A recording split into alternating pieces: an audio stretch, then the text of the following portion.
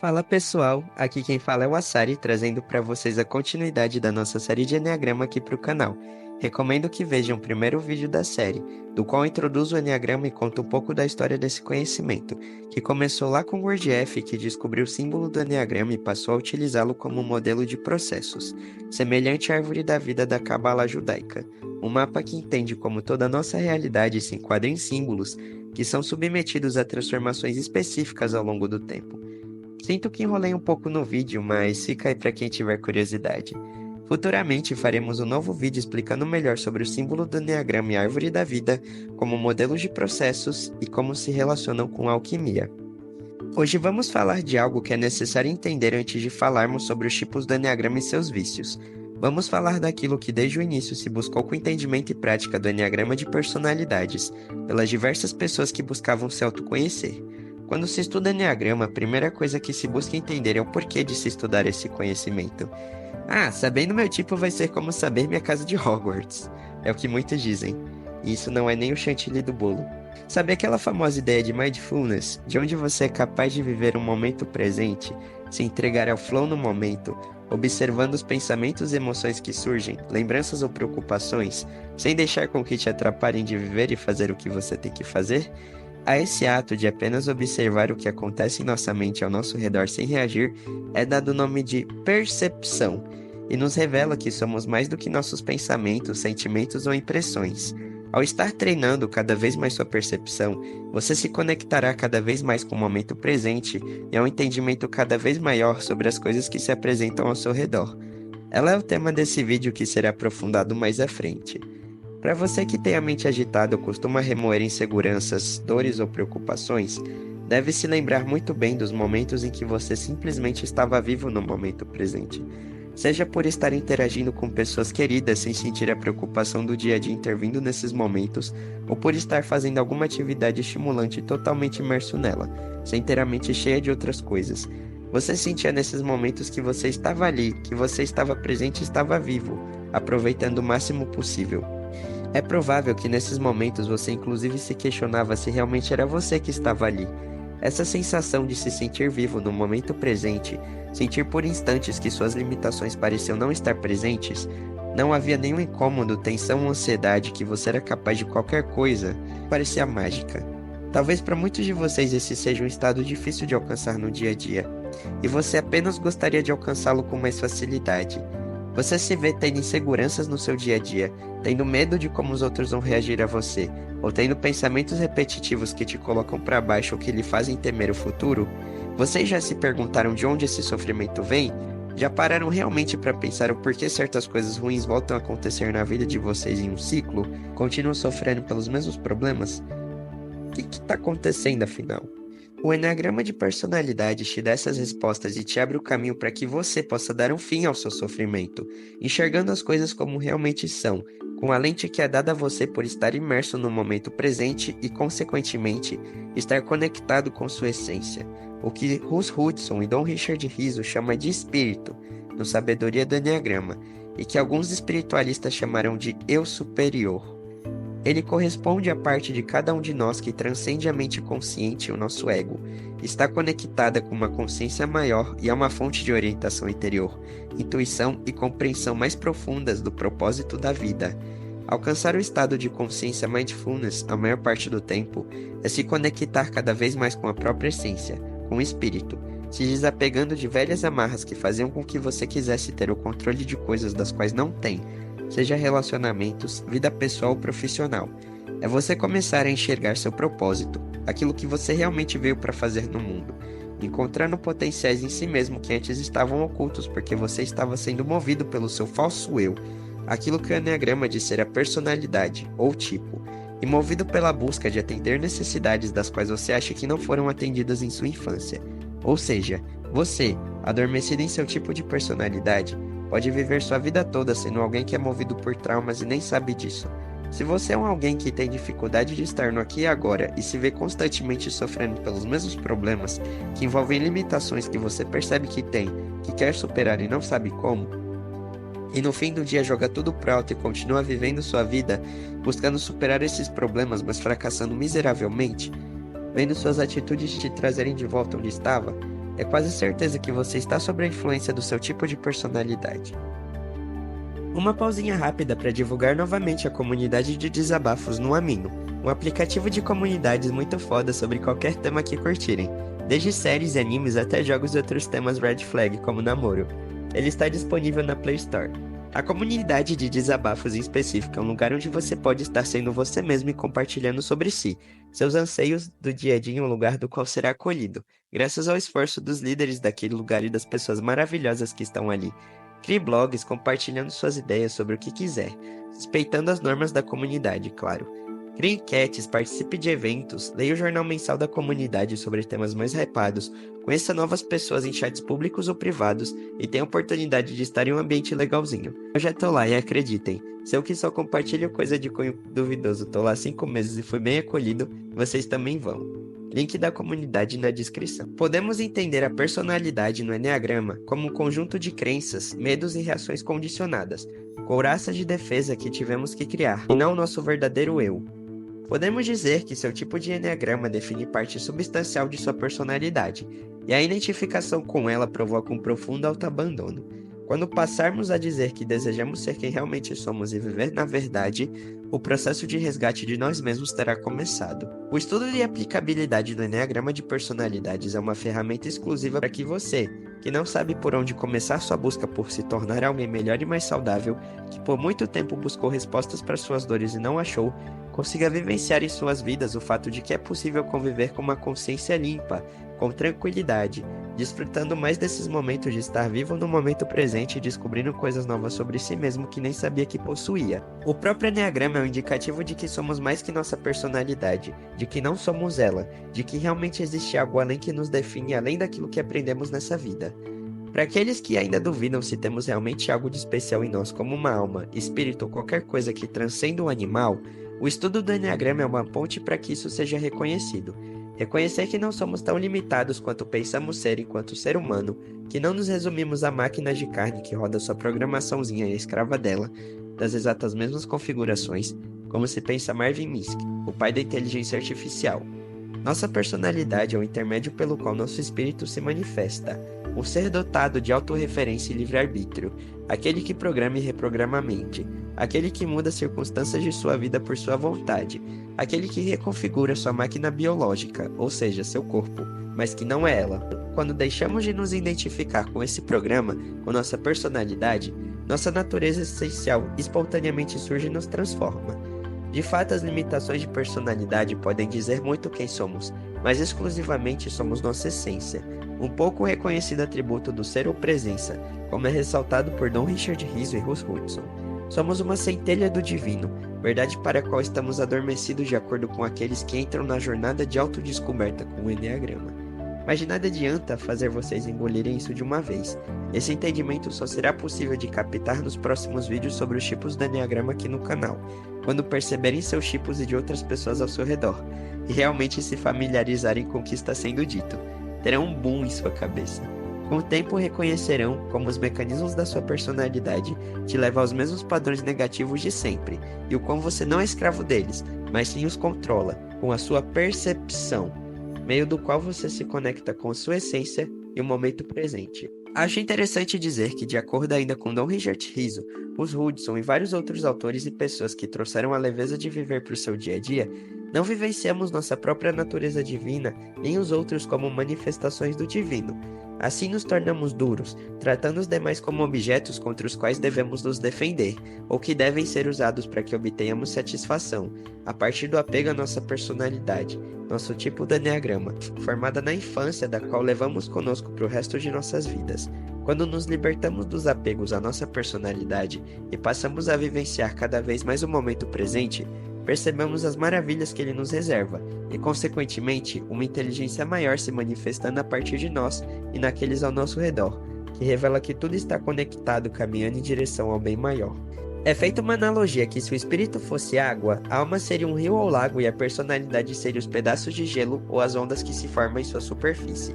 algo que independentemente da crença no espiritual se torna um fato, uma vez que nossa personalidade e o pacote de problemas psicológicos que a definem não chegam nem aos pés daquilo que somos por completo, e que vem à tona quando somos capazes de, como dito, viver em constante atenção ao momento presente e às coisas que surgem dentro e fora de nós, sem deixar com que nos afetem mais como os condicionamentos da personalidade faziam afetar até então. Descobrimos capacidades em nós com mais frequência do que descobrimos naqueles raros, que idealmente não deveriam ser raros, momentos onde nos sentimos imersos no momento presente por estarmos em paz e conectados com as pessoas e situações ao nosso redor. De acordo com a sabedoria do Eneagrama, não vivemos nossa essência em seus diversos aspectos porque nossa percepção está domada pela personalidade, e com sua conscientização, desenvolvemos uma percepção cada vez maior de nossa ligação com a divindade, que tudo cerca e tudo preenche, em constante multiplicação. Mas afinal, o que de fato é a percepção e como cultivá-la?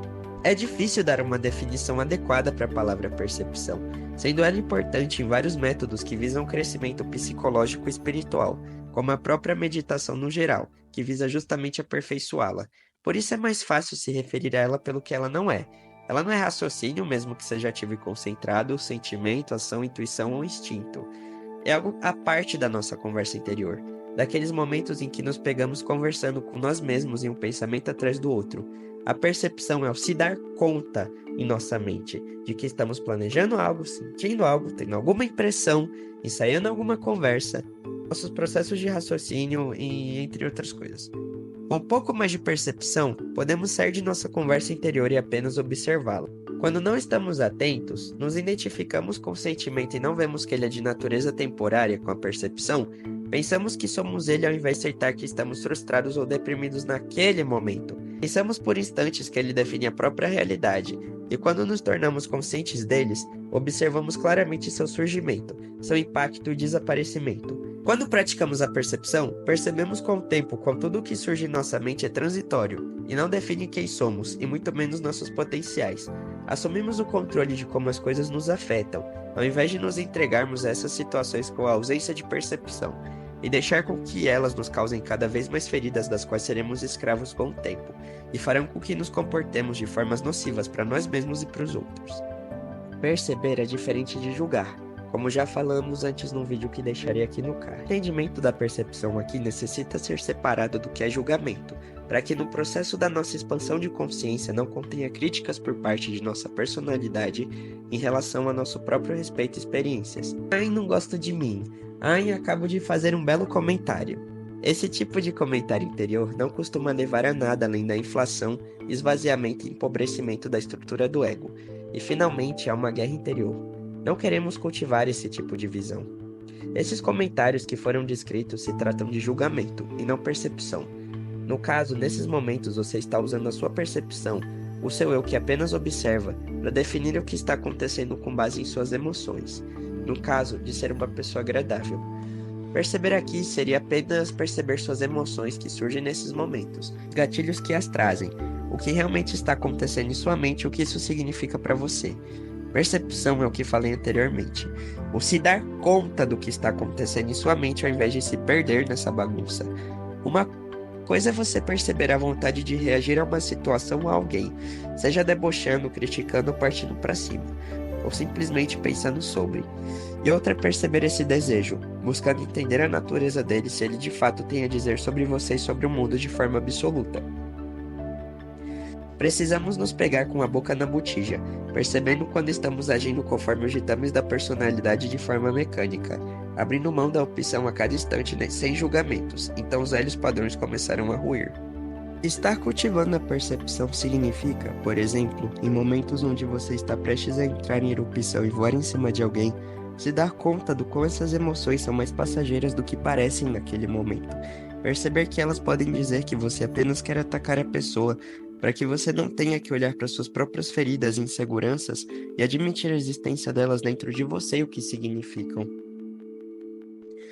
Nossos hábitos da personalidade são mais evidentes no momento em que se manifestam, por isso é necessária a percepção. Analisar as atitudes passadas nesse processo até pode ser útil, mas não tanto quanto nossa própria observação de quem somos no momento presente. Um indivíduo totalmente dotado de capacidade de fazer tudo de uma nova forma que nunca fez antes, ao estar no aqui e agora, independentemente daquilo que sua personalidade o fez acreditar de si mesmo e o mundo até então. Foda-se que você nunca experimentou fazer algo de uma nova forma antes. Foda-se que você não tem experiências com isso. Foda-se o seu medo sobre. O seu eu essencial que surge espontaneamente quando você está no momento presente, graças ao treino da sua percepção, te dá tudo o que você precisa para vivenciar algo completamente novo. Nossa percepção aumentará com o tempo, a partir desse novo hábito. No início, talvez fiquemos constrangidos ou envergonhados com as coisas que percebemos em nós, quando queremos parar no meio do caminho ou se distrair. Uma das habilidades mais importantes que precisamos cultivar ao embarcar na jornada interior é a de observar e deixar de lado os hábitos e mecanismos da personalidade que nos aprisionam, vendo que nos distrai do aqui e agora. Devemos simplesmente observar o que encontramos, seja ele agradável ou não. Conforme vai aguçando sua percepção, notará a verdade sobre si mesmo que outrora não sabia. Respostas começarão a surgir em sua mente e poderão ser verdades duras ou não, das quais você aceitará e reconhecerá que elas vieram apenas para um propósito: te libertar. Não devemos nos criticar ou nos culpar pelo que foi descoberto. Quanto mais plenamente presentes estivermos em relação a tudo que encontramos em nós, mais flexíveis se tornarão as restrições impostas pela personalidade e mais a nossa essência poderá manifestar-se. O Enneagrama diz que se insistirmos no hábito, perceberemos o surgimento de algo mais verdadeiro dentro de nós, que nos faz sentir com extraordinária força e que está à nossa volta. Ele tem força, compaixão, paciência, sabedoria, liberdade e valor, sendo quem realmente somos. O eu que vai além do nome, que não tem personalidade, é nossa verdadeira natureza. Isso não se trata de uma compreensão puramente intelectual, mesmo ele tendo sua parte no processo da transformação. O que vê em nós é algo mais onipresente ao mesmo tempo que escapa de nós. Chamamos ele de testemunho observador interior, nossa percepção plena, viva, aqui e agora, capaz de aprender experiências em vários níveis diferentes. No Sabedoria do Enneagrama é contado o relato de amigos que estavam dirigindo atravessando uma ponte. Um homem veio avisá-los acenando de longe para pararem o carro, porque a ponte havia quebrado. Tiraram um sarro do homem porque pensaram que ele poderia estar querendo qualquer coisa, continuando a dirigir. E eles morreram. Desprezo, hostilidade, bravata, jactância, falta de desejo de ouvir ou falta de compaixão, qualquer um de vários impulsos, poderia ter sido a razão da decisão do motorista não parar. Algum hábito, algumas características de sua personalidade, falou mais alto no momento decisivo, com trágicos resultados. Essa é uma das consequências de darmos ouvidos aos condicionamentos de nossa personalidade. Quais são os benefícios de expandir nossa percepção, com a prática de usá-la para notar o que está acontecendo em nossa mente e fora dela, sem se apegar aos nossos julgamentos internos sobre nós, os outros e a realidade? Quando relaxamos e deixamos que a percepção aumente, ficamos menos presos ao que quer que seja que possa atrair-nos a atenção. Se sentíamos medo, ansiedade ou estávamos perdidos em fantasias e devaneios, ganharemos objetividade e perspectiva em relação ao que estamos fazendo. Por conseguinte, sofremos menos. Uma maior percepção nos permite colocar mais de nós, e assim, mais recursos, nos problemas e dificuldades que possamos estar enfrentando. Seremos capazes de novas soluções, em vez de velhas reações baseadas nos mecanismos de nossa personalidade. Uma maior percepção nos abre para um verdadeiro relacionamento com o mundo e com as pessoas, e com o mundo que nos cerca. O prazer e a surpresa de cada novo momento passam a alimentar-nos e enriquecer-nos. Mesmo as experiências que normalmente consideraríamos desagradáveis ganham novo sabor quando as vivenciamos com percepção. Nossas experiências, ainda que passageiras e de primeiro momento insignificantes, demonstram serem capazes de nos revelar muito sobre nós mesmos e o mundo que estamos com a percepção, bem como nos dar respostas de questões que sempre tivemos, mas que não foram respondidas até então, e de repente são por nós mesmos. É importante ressaltar que o caminho do reencontro com nossa essência leva ao reavivamento de antigas mágoas, medos e raivas.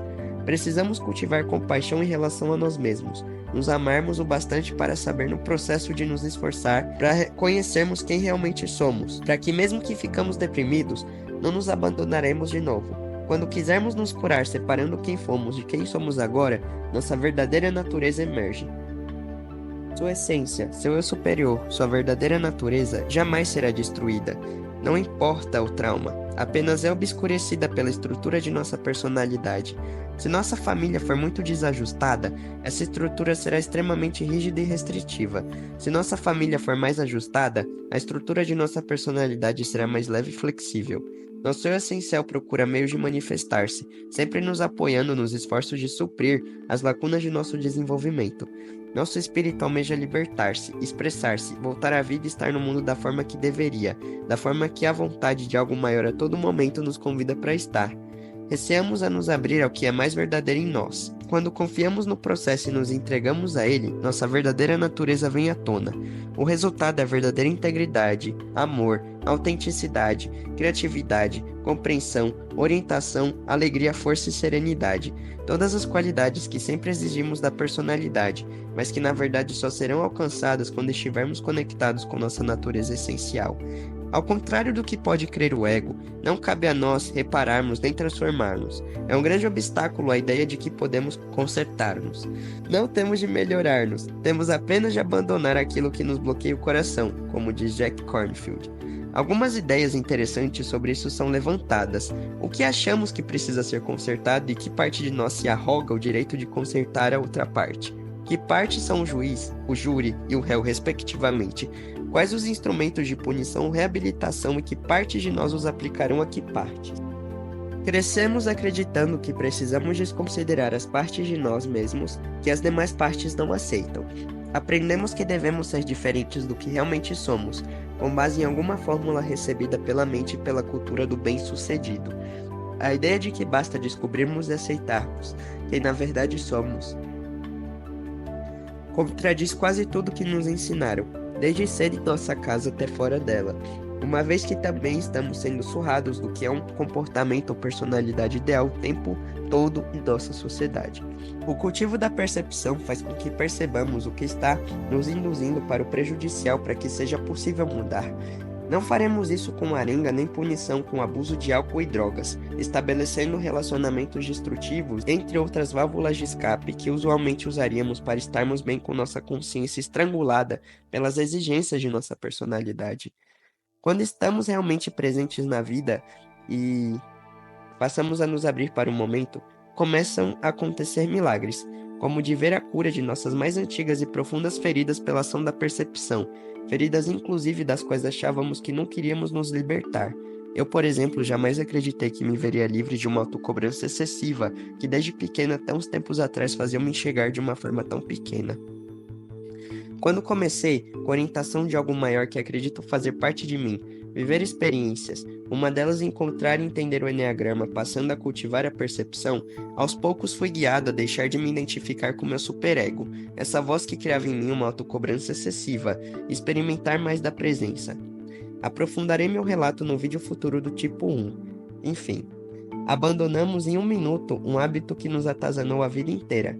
Rejeição se torna aceitação, ódio se torna compaixão. Lembre-se sempre que, além de ser um direito, é seu estado natural ser sábio e nobre, amoroso e generoso, estimar a si e aos outros, ser criativo e renovar-se constantemente, ter com o mundo um compromisso de reverência e entrega, ter coragem em contar consigo mesmo, regozijar-se, ser forte e potente, gozar de paz de espírito e presenciar o eterno mistério da própria vida. À medida que ganhamos experiência de presença e autoobservação, desenvolvemos uma profunda capacidade de testemunhar mais objetivamente nossa própria experiência.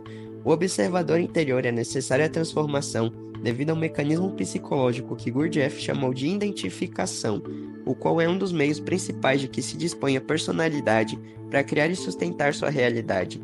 Somente com a percepção e o observador interior quebraremos esse mecanismo de defesa da identificação, presente em todos nós, de formas diferentes em cada tipo, e que faz constantemente acreditarmos que somos menos do que somos, sem nem nos darmos conta disso, nos identificando com nossa personalidade. Aqui está o que cada tipo se identifica em sua mente, como sendo o que ele é e, consequentemente, lhe trazendo sofrimento. O tipo 1 se identifica com o superego, com a capacidade de avaliar, comparar, medir e discernir coisas e experiências, a fim de encontrar a forma certa de agir a cada instante. Ele possui resistência ao reconhecer suas tensões motivadas pela raiva. O tipo 2 se identifica com sentimentos motivados pelos outros e sentimentos baseados nas reações emocionais que despertam nas pessoas, seja a partir de piadas ou qualquer forma de agradá-las. Ele possui resistência reconhecendo seus próprios sentimentos e necessidades. O tipo 3 se identifica com uma autoimagem criada em reação ao que percebe como admiração da parte das pessoas por ele. Ele possui resistência reconhecendo seus sentimentos de vazio e autorrejeição. O tipo 4 se identifica com uma sensação de alteridade, isto é, com a sensação de que é diferente das outras pessoas, se comparando com elas constantemente, e a de possuir defeitos, e também com as suas próprias reações emocionais. Ele possui resistência ao reconhecer suas qualidades positivas e autênticas e a tornar-se como as outras pessoas. O tipo 5 possui a sensação de ser um observador frio e distante do mundo, e não parte dele. Ele possui resistência reconhecendo a sua presença e o seu estado físico, sentimentos e necessidades. O tipo 6 se identifica com a necessidade de responder e reagir à ansiedade interior diante de uma falta de apoio percebida, seja um amigo que ameaça se distanciar ou um grupo. Ele possui resistência reconhecendo o apoio em si e a sua própria orientação interior. O tipo 7 se identifica com a sensação da emoção proveniente da antecipação de futuras experiências positivas. Enquanto ele faz uma coisa, ele imagina como seria divertido fazer outra coisa. Ele possui resistência reconhecendo seu próprio sofrimento e ansiedade. O tipo 8 se identifica com a sensação de intensidade decorrente da resistência ao desafio às pessoas e ao meio. Ele possui resistência reconhecendo sua própria vulnerabilidade e necessidade de cuidados. O tipo 9 se identifica com a sensação de estabilidade interior decorrente do distanciamento de seus impulsos e sentimentos intensos. Ele possui resistência reconhecendo a sua própria força e capacidade. É importante ressaltar que nosso senso de identidade provém daquilo que estamos atentos. A personalidade pode se identificar praticamente com qualquer coisa se não estamos plenamente despertos e no presente. Uma ideia, um corpo, um anseio, um pôr do sol, um filho ou uma canção. Não conseguimos viver plenamente o momento presente por estarmos apegados à nossa reação emocional, à nossa voz crítica interna ou viver a reunião que vamos participar antes da hora, imaginando-a. O livro Liber Nui Psiconauta, um clássico ocultista, aborda o conceito de gnose, um estado de consciência buscado por muitos ocultistas para suas práticas, como sendo um estado de identificação com o objeto externo quando estamos envolvidos emocionalmente com ele, seja a leitura de um livro, seja qualquer outra coisa. Aquilo passa a fazer parte de nós e de quem somos, e começa a influenciar diretamente nossa vida se não tomamos consciência dessas influências com nossa percepção. O mecanismo de defesa da identificação ainda será estudado por nós e poderemos fazer vídeos futuros só sobre ela. A percepção faz com que percebamos que estamos flutuando de um momento para o outro, pensando como era o tempo do colégio, planejando algo, ficando com raiva do motorista e a tendência de nossa personalidade de se identificar com cada um desses sucessivos estados. Independentemente do seu tipo, há determinadas coisas que você pode fazer para dar um empurrão em seu crescimento pessoal e espiritual. Abaixo uma lista de áreas problemáticas relacionadas a cada tipo, embora todos nós nos vejamos diante delas de vez em quando. Portanto, se quiser avançar em seu trabalho interior, atente o mais que puder para os seguintes padrões. Vocês, pessoas do tipo 1, cuidado ao fazer juízo de valor, condenar a si e aos outros. Vocês, pessoas do tipo 2, pare de entregar aos outros o que para vocês tem mais valor. Vocês, pessoas do tipo 3, parem de tentar ser diferentes do que realmente são. Vocês, pessoas do tipo 4, parem de fazer comparações negativas com os outros. Vocês, pessoas do tipo 5, parem de interpretar demasiadamente a sua própria experiência. Vocês, tipo 6, parem de depender do apoio de algo exterior a si próprias. Vocês, pessoas do tipo 7, parem de prever o que farão logo em seguida. Vocês, tipo 8, parem de tentar forçar ou controlar a sua própria vida. Vocês, tipo 9, parem de insistir em não se deixar afetar pelas próprias experiências. Enquanto a percepção se expande e se contrai como um balão, o mecanismo de defesa da identificação nos torna menores. Temos menos consciência dos outros, do meio ambiente e do nosso próprio estado de espírito, estando mais distantes da realidade. Quanto mais identificados estivermos, mais contraída estará a percepção.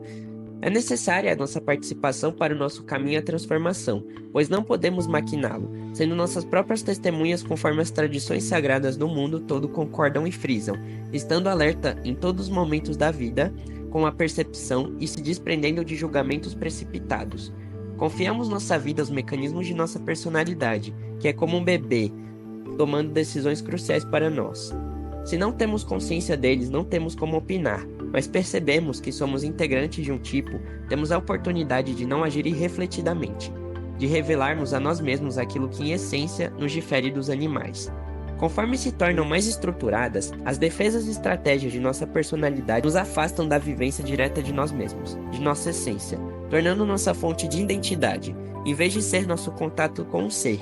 A forma como nos vemos se baseia cada vez mais em lembranças, imagens interiores e comportamentos aprendidos, em vez de basear-se na expressão espontânea de nossa verdadeira natureza, que é obtida com a conexão constante com aqui e agora, o momento presente. Essa falta de contato com a essência provoca muita ansiedade, assumindo a forma de uma das 9 paixões do Eneagrama, das quais aprenderão nos vídeos de cada tipo. Uma vez estabelecidas, essas paixões, geralmente inconscientes e invisíveis aos nossos próprios olhos, começam a dirigir a personalidade do indivíduo. O processo neurótico é um problema do eu. Trata-se de um processo de abandono do verdadeiro eu em favor de um eu idealizado, e uma tentativa de atualizar, em vez dos potenciais que possuímos, esse pseudo-eu, como diz a doutora Karen Horney. O Eneagrama mostra onde mais nossa personalidade nos compromete, mostrando que podemos conseguir e o quão são desnecessários e prejudiciais ao nosso desenvolvimento, tanto de nossos velhos comportamentos e reações. Quando nos identificamos com a personalidade, estamos fadados a ser muito menos do que realmente somos. É como se ganhássemos uma mansão ricamente mobiliada e cercada de belos jardins para morar, mas nos confinássemos a um cubículo escuro no porão. A maioria das pessoas esquece que o resto da mansão existe e a quem ela de fato pertence, a essência. De acordo com Dom Richard Rees e Russ Hudson, o Eneagrama nos ajuda a ver o que nos impede de nos lembrarmos de quem realmente somos, nossa natureza espiritual, revelando com precisas revelações acerca da nossa natureza psicológica e espiritual e que rumo devemos trabalhar com base nisso. Mas não conta quem somos, mas como limitamos aquilo que somos, o entendimento dos 9 tipos de personalidade e o problema delas confinando nosso eu essencial. O Eneagrama não nos prende um cubículo, simplesmente mostra o cubículo em que estamos encerrados e a saída que devemos tomar. Como Knox se costuma dizer, assim como Dom Richard Rees e Russ Hudson disseram sem nem termos consciência, a tipologia não coloca as pessoas em caixas, mas sim coloca caixas em pessoas. Esses conhecimentos não reduzem o indivíduo, que é único, com seus próprios dramas e histórias, mas sim mostram o quão sua máquina biológica, sua mente ou sua programação confina quem ele é em totalidade, sua essência, seu espírito, e o quão esse confinamento faz parte de outras pessoas que estão na mesma cela que ele, que possuem o mesmo perfil psicológico, seja esse perfil tipo de Eneagrama ou sua cognição junguiana. Lembrando que conforme faremos os vídeos, vocês perceberão quão Eneagrama e tipologia junguiana se conectam.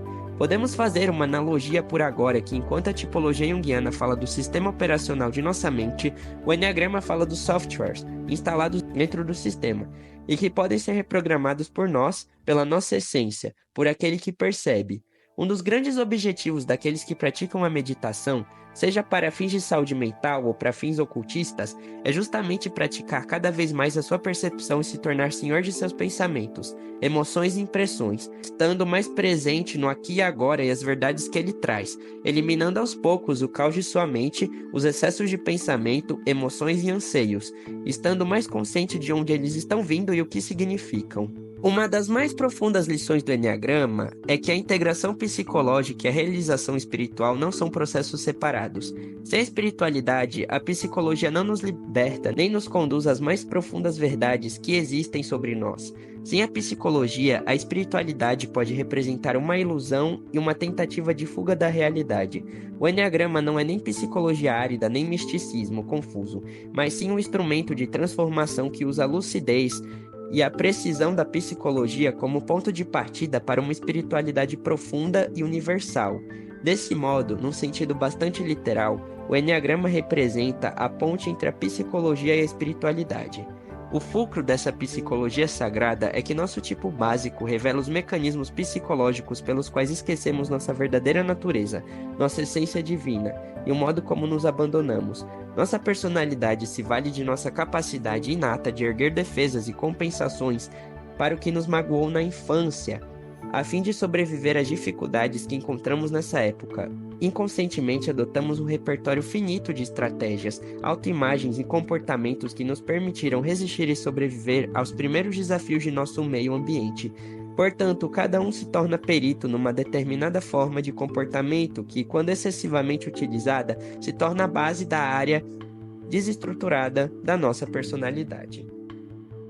A espiritualidade não é uma religião específica, mas sim, nas minhas palavras, reconhecer a inteligência de algo maior sobre todas as coisas, tornando-as conectadas e encaminhando elas para um propósito que pode ser percebido. Especialmente é você perceber o quão isso se encaixa na sua própria vida, o quão essa força te move para um propósito e para a sua integridade, aceitação de quem você é, com sincronias do dia a dia e revelações, te convidando a cada momento para você estar encontrando o seu caminho de vida e se conectando com essa força. O autoconhecimento proporcionado pela psicologia sem dúvidas é necessário, mas passar a viver com orientação interior que julgo que é para onde todos nós estamos sendo encaminhados, só vai ser possível quando deixarmos de depender dos outros para nos conectarmos com essa inteligência maior e integridade, tendo enfim plenitude. É importante ter em mente que nossa personalidade é essencial para o nosso desenvolvimento e refinamento de nossa natureza essencial, nosso espírito, e ela não é má. O problema é ficarmos presos a ela sem saber como passar para a fase seguinte. Isso se dá por conta de que nos anos de formação, as pessoas não estão conscientes de que é possível desenvolver-se mais, estagnam-se, acabam aceitando que são o que são desde a tenra infância e acabam perdendo de vista o crescimento contínuo e autodescobertas de si mesmo e dos outros, reafirmando para si mesmas que são a personalidade, quando a personalidade na verdade é um emaranhado de necessidades ilusórias, não atendidas e que nunca serão. Nós acabamos por não viver nossa verdadeira natureza como expressão. O objetivo do Eneagrama não é livrar-nos de nossa personalidade. Para aqueles que receiam que se deixarem de lado a personalidade se tornarão menos capazes e competentes. A aproximação de nossa essência torna nossa personalidade mais transparente e flexível, algo que nos auxilia ao viver ao invés de dominar nossa vida. Estar mais presente e consciente é estar conectado com a essência, o que faz com que sobrevenha momentos de fluxo e de desempenho máximo, aprendendo a estarmos mais presentes e relaxados em meio às pressões do dia a dia. Manifestações da personalidade costumam levar-nos a ignorar coisas, cometer erros e criar problemas de toda espécie, como não achar algo que estava debaixo de seu nariz por estar preocupado com aquilo que sua personalidade fez você estar no tempo considerável. Quanto menos nos identificamos com ela, mais se torna uma parte menor da totalidade que somos. Ela ainda existe, mas com uma inteligência mais ativa, sensibilidade e presença por detrás dela que a usa como veículo, ao invés de sermos guiados por ela. Somente com a capacidade gradual de ter experiências mais profundas, nos libertamos cada vez mais com a identificação da personalidade e a percepção passa a se ampliar. Uma experiência de despertar não é suficiente. O processo de autodescoberta é contínuo a partir do momento que você vive experiências que revelam como você ainda está apegado a certos padrões negativos de sua personalidade. Os entende e expande sua percepção, expande sua consciência. O mecanismo da personalidade é acionado pelo que denominamos o medo fundamental de cada tipo. Esse medo surge em decorrência da inevitável perda de contato com a natureza essencial na primeira infância. Mesmo em circunstâncias mais favoráveis, nossos pais não puderam nem poderiam atender perfeitamente todas as nossas necessidades de desenvolvimento. De recém-nascidos com necessidades naturais e inatas que precisavam de satisfação para que tornássemos seres humanos maduros. Por mais bem intencionados que fossem, enfrentaram problemas ao satisfazer nossas necessidades, principalmente aqueles próprios foram inadequadamente atendidas. Bebês podem manifestar um estado de espírito que, se tiver bloqueado em nossos pais, ficarão ansiosos e pouco à vontade quando nós o fizermos, tornando nosso eu infantil igualmente ansioso e insatisfeito. Um bebê, por exemplo, acaba precisando suprimir sua alegria para não perturbar mais a mãe deprimida com sua efusão. Pais só podem refletir aquilo que neles não tiver sido bloqueado.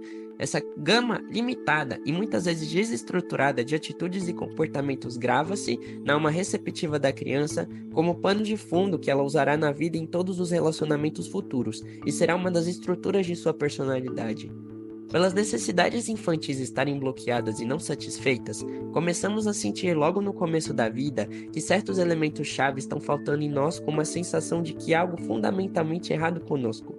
Essa sensação cria uma profunda ansiedade do qual nosso temperamento inato, algo que julgo ser definido pelas nossas funções cognitivas, determinará nossa reação a ela.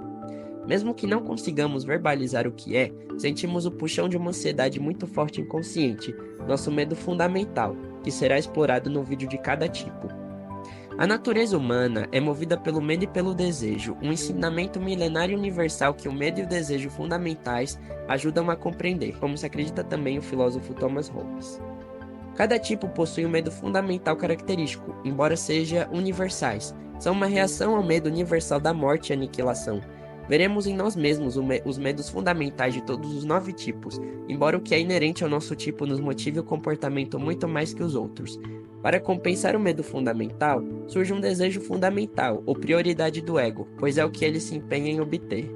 Ele é o meio que encontramos de proteger-nos do medo fundamental para de alguma forma continuar a agir. É aquilo que acreditamos que nos fará bem. É como se disséssemos: se eu tiver X, amor, segurança ou paz, tudo entraria nos eixos. A estrutura de nossa personalidade é constituída por um movimento de fuga do medo fundamental e outro de busca do desejo fundamental.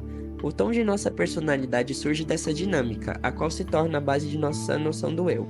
Que fique claro aqui que um dos maiores problemas da personalidade é a improdutividade alcançada por buscarmos realizar nosso desejo fundamental, que representa necessidades universais e legítimas. A idealização e importância que cada tipo dá ao seu desejo específico são tantas que afetam outras necessidades. No tipo 6, por exemplo, seu desejo fundamental é a busca de segurança e no caminho de sua busca ansiosa arruinam tudo em sua vida, inclusive sua própria segurança. A autodestruição é causada pela perseguição cega de seu desejo fundamental. Perseguimos a mesma coisa usando as mesmas estratégias, mesmo que não tragam o resultado pretendido. O desejo fundamental pode bloquear nossa natureza essencial, inconscientemente, porque a personalidade não abrirá mão de seu controle enquanto não acreditar que o desejo fundamental está satisfeito. O tipo 6, por exemplo, não relaxará enquanto não acreditar que o desejo fundamental está satisfeito, e se seu mundo não estiver perfeito. Essas coisas jamais se concretizarão da forma que esperam vivendo conforme os ditames da personalidade. Todos recebemos, de nossos pais, bem como de outras figuras importantes, várias mensagens inconscientes durante a infância. Elas têm um profundo efeito sobre nossa identidade e formação e sobre o quanto nos permitiram ser plenamente o que somos. A menos que nossos pais fossem eles próprios seres humanos muito desenvolvidos e conscientes, o brilho expansivo de nossa alma teve de reduzir-se em graus variáveis. Embora possamos ter recebido várias das mensagens abaixo, uma delas tende sempre a ser mais importante para um tipo. Quais os afetam particularmente? No caso do tipo 1, a mensagem de errar não é bom. No caso do tipo 2, a mensagem de ter necessidades próprias não é bom. No caso do tipo 3, a de ter sentimentos e identidade próprios não é bom. No caso do tipo 4, a mensagem de estar bem ou feliz demais não é bom. No caso do tipo 5, a mensagem de estar à vontade no mundo não é bom. No caso do tipo 6, a de confiar em si mesmo não é bom. No caso do tipo 7, a mensagem de depender dos outros para alguma coisa não é bom. No caso das pessoas do tipo 8, a mensagem de ser vulnerável e confiar nos outros não é bom. E no caso das pessoas do tipo 9, a de que impor-se não é bom. Os medos fundamentais de cada tipo. O medo fundamental do tipo 1 é o medo de ser mal, corrupto, malvado ou falho. O medo fundamental do tipo 2 é o medo de não merecer ser amado. O medo fundamental do 3 é o medo de ser desprezível, de não valer nada. O do 4 é o medo de não ter identidade ou importância. O do 5 é o medo de ser inútil, incapaz ou incompetente. O do 6 é o de não contar com apoio e orientação. O do 7 é o medo de sofrer dor ou privação. O do 8 é o medo de ser machucado ou controlado pelos outros. O do 9 é o medo de fragmentar-se, de perder o vínculo com os outros. Já os desejos fundamentais e suas distorções são: o do 1, o de ter integridade, o que descamba em perfeccionismo e crítica. O do 2, o de ser amado, o que descamba na necessidade de fazer-se necessário aos outros. O do 3, de ter valor, o que descamba em busca de sucesso. O do 4, o desejo de ser quem é, o que descamba em autocomplacência consigo mesmo. O do tipo 5 é o desejo de ser competente, o que descamba em especializações inúteis. O do 6 é o de ter segurança, o que descamba em apego a convicções. O do 7 é o desejo de ser feliz, o que descamba em escapismo frenético. O do 8 é o desejo de proteger-se, o que descamba em briga constante com os outros.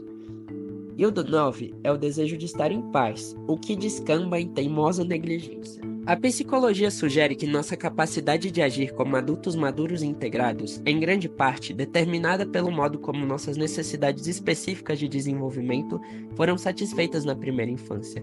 Isso está intimamente conectado com nossa personalidade, e quanto mais desapegados estivermos dela, mais maduros, integrados ou até mesmo individuados estaremos.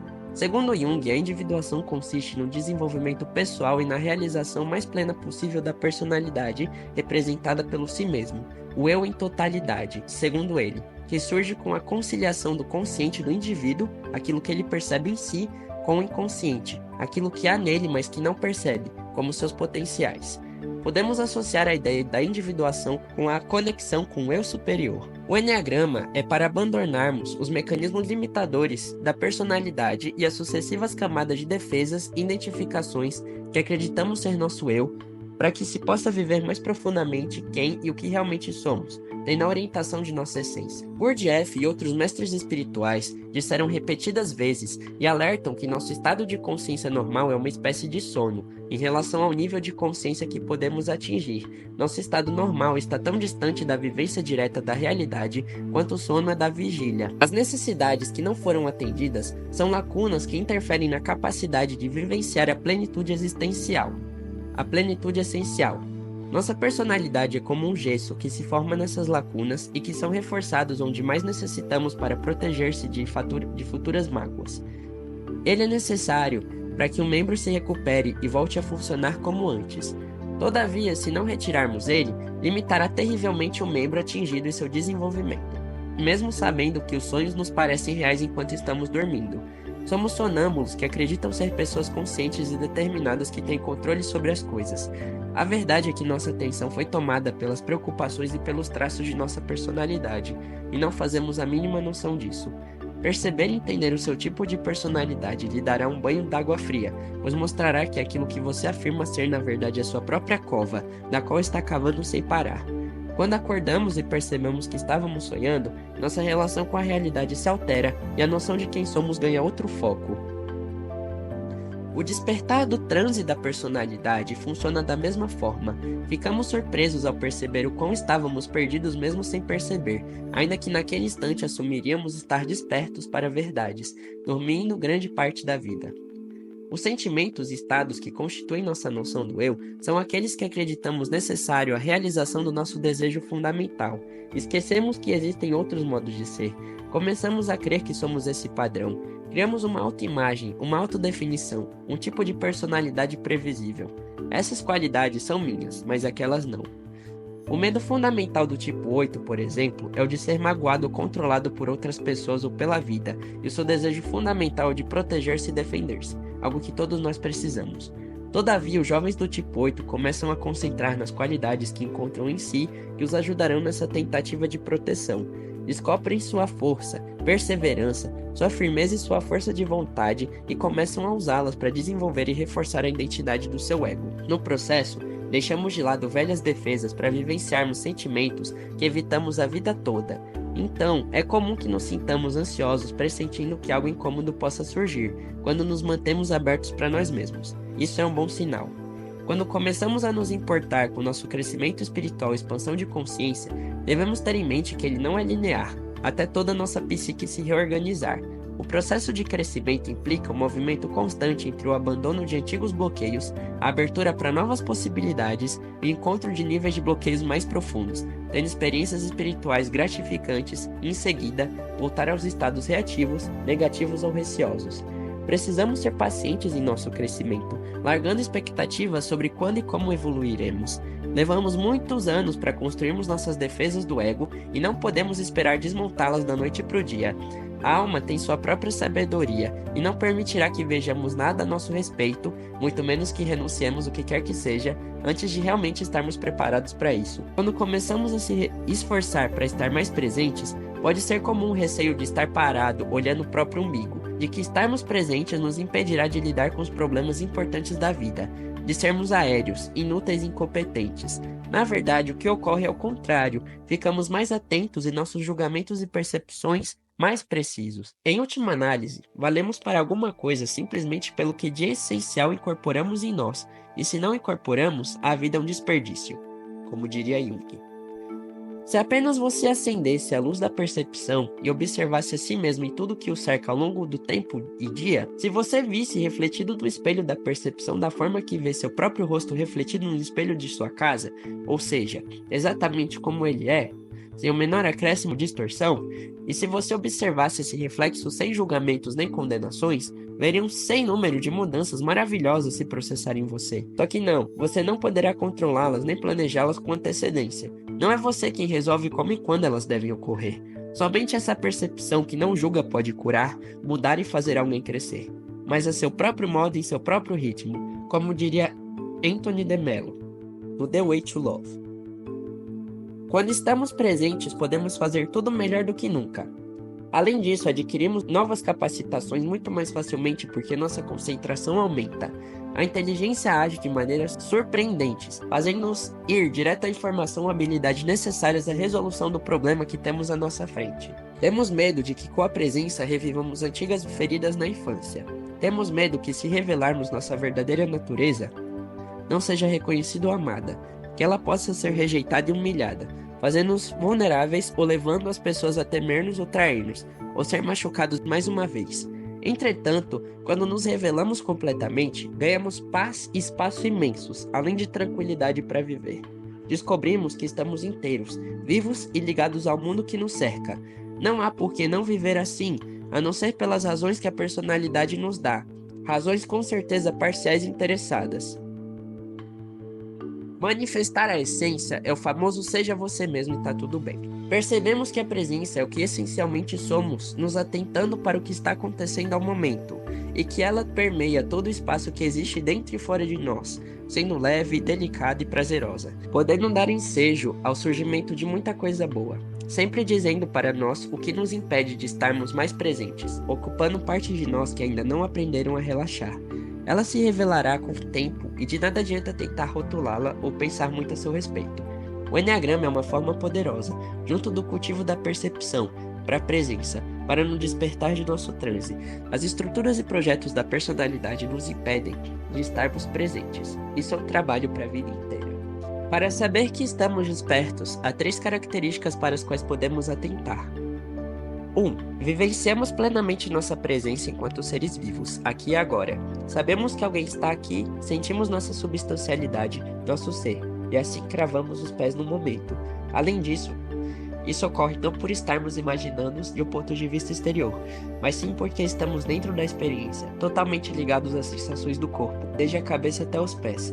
Não há nenhuma resistência à realidade do momento. Absorvemos as impressões do ambiente externo e interno completamente sem julgamentos nem reações emocionais. Somos capazes de observar os vários pensamentos e sentimentos que passam por nossa percepção, sem nos prender a nenhum deles. Interagimos com a vida a partir da tranquilidade interior, não da ansiedade. Nossa atenção volta-se para o que está acontecendo no momento, sem sonhar com o passado, nem fantasiar com o futuro ou qualquer outra coisa. Participamos plenamente do momento, deixando-nos tocar pelas impressões à nossa volta, vivenciando intensamente a riqueza e a sutileza da vida. Somos sinceros, sem artifícios nem inibições. A cada instante vivemos a identidade como algo inteiramente novo.